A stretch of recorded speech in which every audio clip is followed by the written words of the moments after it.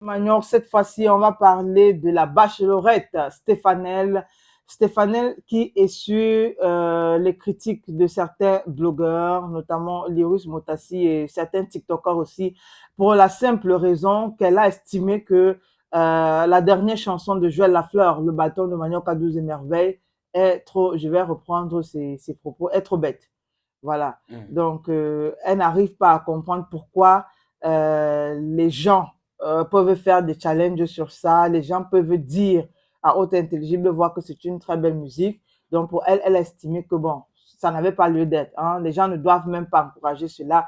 Et donc, elle a commencé ça. Tout part de sa première querelle avec le make-upper Lyrus Motassi. Ils ont essayé de clasher sur les réseaux. C'est la make-upper ou sur le make-upper? C'est pas vraiment ça. Bon, Bon, le make-upper, ça va, c'est moi, je mieux. m'en tiens à le. Donc, Ok. la mécopeur, je ne sais pas si on va dire mécopose aussi. Donc, je m'en tiens à le, voilà, le mécopeur, Lyrus Motassi. Il y a eu ce clash-là où ils ont laissé, hein, ça, on a abandonné l'histoire de bâton de manioc et on est rentré dans la vie personnelle de X et de Y, c'est-à-dire que Stéphanel a empiété sur la vie personnelle de Lyrus et Lyrus a fait pareil. Et donc, de l'autre côté, il faut dire qu'on a aussi le TikToker critiqueur 2.0 qui lui aussi n'a pas apprécié la sortie de Stéphanel et donc l'a traité, parce que bon, Stéphanel, quelque part aussi, l'a traité de villageois et lui aussi, il est venu la traiter de villageoise. Donc, actuellement, il faut dire que, j'ai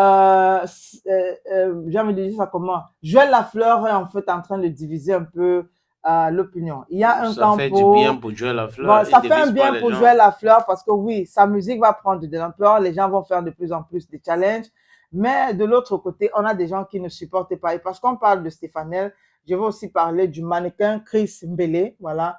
Que, bon, pour ceux-là qui suivent les mannequins sur les réseaux, Chris Mbele, c'est un mannequin photo, modèle photo aussi, qui dit personnellement, je n'ai rien contre cet artiste ni contre aucun d'ailleurs. Mais en réalité, le problème de la musique camerounaise, c'est principalement nous, les consommateurs. Nous vivons dans une société où nous avons pris l'habitude de célébrer la médiocrité et la connerie au point où les artistes sont obligés d'être médiocres pour soi-disant percer. Nous savons qu'ils ne chantent rien. Vous savez qu'il ne chante rien. Lui-même, l'artiste sait qu'il ne chante rien, mais parce qu'il est comique dans sa médiocrité, on rit et on partage. C'est un peu dommage pour les vrais artistes du pays qui font réellement de la bonne musique, qui mettent en valeur vos cultures et ont réellement besoin de soutien. Mais qu'est-ce qu'on peut y faire d'ailleurs même?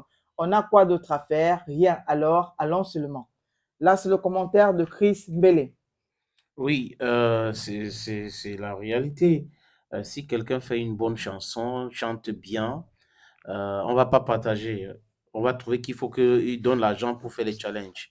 Mais quand Ngono et Barak ils font ce qu'ils font là, ou Joël Lafleur, tout de suite on partage, tout de suite on fait des challenges, parce que les gens sont en train de chasser les likes, les vues et autres. Donc voilà leur intérêt. Maintenant, après cela, ils vont commencer à vous parler de la musique camerounaise a fait ceci, la musique a fait cela, alors qu'en réalité, ils n'ont pas qualité de parler. Quand vous avez déjà commencé comme ça, honnêtement, vous devrez la boucler quand des gens qui connaissent bien la musique, qui parlent de la musique, qui soutiennent la musique, parlent de la musique.